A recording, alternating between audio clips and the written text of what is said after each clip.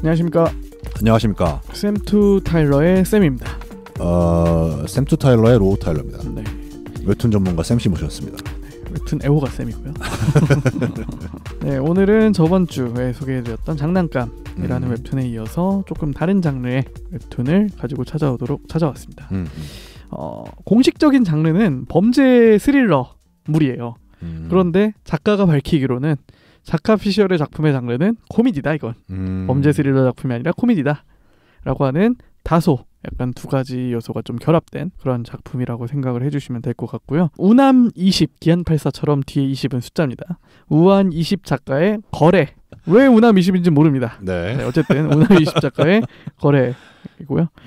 네이버에서 지난 4월부터 매주 금요일에 연재 중인 작품입니다. 거래라는 작품의 시작은 3명의 대학생이 있습니다. 첫 번째는 이준성이라는 대학생이 있고, 이 이준성이라는 친구는 20대 초반이고 군대 갔다 복학하는 친구예요.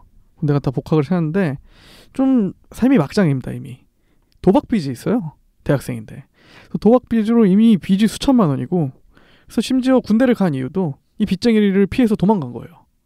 그래서 얼마 전에 제대를 했고 제대한 지 얼마 안 된 상태예요. 이 이준성이라는 친구가 자기의 고등학교 동창인 송재효를 만나러 온 거죠. 근데 둘이 원래 좀 친한 사이였던가 봐요. 그래서 이준성이 송재효한테 오늘 둘이 마시는 거냐 하니까 송재효가 아니다, 한 명 더 온다. 그래서 누구냐 라고 물어보니까 박민우라는 친구가 온다고 합니다. 이 박민우라는 친구도 역시 고등학교 동창인데 아주 친했던 사이는 아니고 그냥 얼굴만 아름아름 하던 사이인데, 이 친구는 부잣집 아들이에요. 부잣집 아들인데 아버지는 한 중견기업체 사장이셨던 것 같은데 지금은 돌아가신 것 같고, 그래서 어머니가 되게 외아들이거든요. 애지중지하면서 키우는 상황입니다. 박민우라는 친구는. 그래서 그 이준성, 송재효, 박민우 세 친구가 술을 마시면서 얘기가 시작이 됩니다. 근데 그 중에서 부잣집 아들인 박민우가 좀 술이 약해요. 술이 약해가지고 술집에서 술을 마시다가 잠이 든 거죠.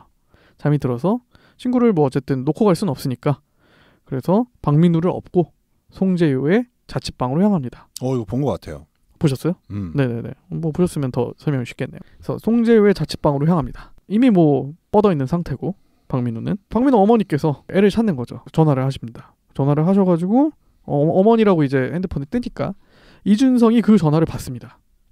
근데 얘가 무슨 생각인지 가만히 있어요. 처음에 여보세요도 안 하고. 그러다가 갑자기 현금 10억을 가지고 오면은 당신의 아들을 풀어주겠다 라는 말도 안 되는 소리를 하기 시작합니다. 이게 아마 1화일 거예요. 1화인가 2화인가 1화였던 것 같아요. 그래서 그 같이 온 그 이준성의 친구 송재효 입장에서는 얘가 뭘 하는 거지 도대체? 얘가 미쳤나? 그런 생각을 하는 거죠. 그래서 전화를 끊자마자 너 미쳤냐? 지금 뭐 하는 거냐? 라고 하니까 이준성이 이렇게 생각한다. 나한테 계획이 있다. 너도 돈 필요하지 않냐? 일단 계획이 있으니까 나만 믿고 따라와 라고 얘기를 합니다. 이준성이. 근데 그러고선 이준성이 담배를 피러 나가요. 이제 담배를 피러 나가서 후회하기 시작하는 거죠. 바로 내가 왜 그랬지? 그래서 아무런 계획이 없었던 거죠. 그냥 약간 술도 취하고 사고방식이 정상적인 사고방식이 아닌 거죠. 어떻게 보면은. 그래서 계획도 없고 어떻게 하지 하다가 그냥 송재효한테 장난이라고 하고 끝내야겠다 라고 해서 이제 담배를 다 끄고 들어갑니다. 들어가니까 송재효가 이미 술 취한 박민우를 묶고 있어요. 밧줄로 묶고 있습니다. 의자에 앉혀가지고. 얼굴에는 비닐봉지를 씌우고. 그래서 이제 이준성도 이건 큰일 났다. 어떡하지? 재효는 이제 해맑게 이제 무슨 계획인데 나한테 설명을 해봐라. 네. 그렇게 하다가 또 이준성 입장에서는 내가 먼저 하자고 한 건데 발을 뺄 수도 없고 고민하다가 결국 이렇게 납치극이 시작되게 됩니다. 그래서 작가가 코미디라고 한 거예요. 네네. 그래서 마침 또 아까 이준성도 얘기를 했듯이 도박빚으로 돈이 필요했고, 그리고 송재효라는 친구도 뒤에 얘기가 나오지만 집안 환경이 굉장히 불우해져요. 아버지가 거의 우울증에 걸리셔가지고 자살할 직전까지 가시고 약간 돈도 필요한 상황이고, 그래서 이왕 이렇게 된 거 그냥 해보자 라고 해서 납치극을 진행을 하기로 한 거예요. 그래서 다음날 아침에 그 묶여있던 박민우가 술에 깨는 거죠. 술에 깨니까 그 두 명의 납치범이 요즘은 인터넷에 보면은 그 텍스트를 입력하면은 음성으로 재생할 수 있는 그런 프로그램이 잘 돼 있잖아요. 그걸로 타이핑을 해가지고 목소리가 나오게 만드는 거죠. 전자음으로. 그래서 너는 납치됐다. 이렇게 얘기를 합니다. 그 컴퓨터를 이용해서. 그랬더니 묶여있던 박민호가 딱 한마디를 합니다. 준성아, 넌 내가 호구로 보이냐? 그래서 당황하죠. 납치고 뭐지? 어떻게 알았지? 얘는 분명히 어제 완전 취해가지고 아무런 기억이 없을 텐데.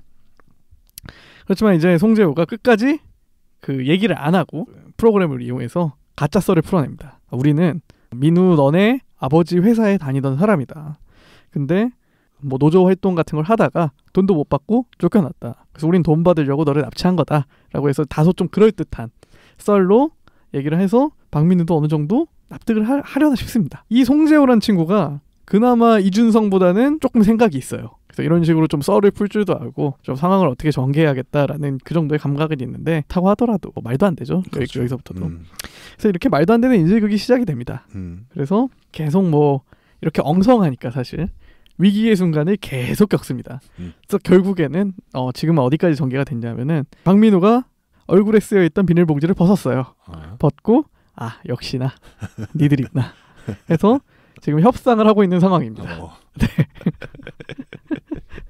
코미디네. 네, 과연 이게 어떻게 전개가 될까? 그래. 그게 가장 궁금한 점이에요. 과연 이들은 체포가 될 것인가? 그렇죠. 그래서 이게 굉장히 궁금한 포인트고 이 거래라는 만화의 특징은 그림체가 굉장히 단순해요. 그냥 인물은 다 똑같이 생겼어요. 다 동그란 얼굴에 눈, 코, 입은 정말 똑같습니다. 네. 머리 스타일과 옷차림 정도로만 사람을 구별할 수 있어요. 근데 별 문제는 없습니다. 왜냐하면은 사람이 몇 명 안 나와요. 그렇죠. 이 세 명과 뭐 옆집 사람, 가끔 나오는 뭐 경찰, 여자 사람도 가끔 나와요. 뭐 주인집 아줌마라든지. 그래서 뭐 인물이 몇 명 안 나오기 때문에 그림체가 단순해도 어느 정도 몰입을 할 수가 있고요. 보는데 무리가 없다. 네네네.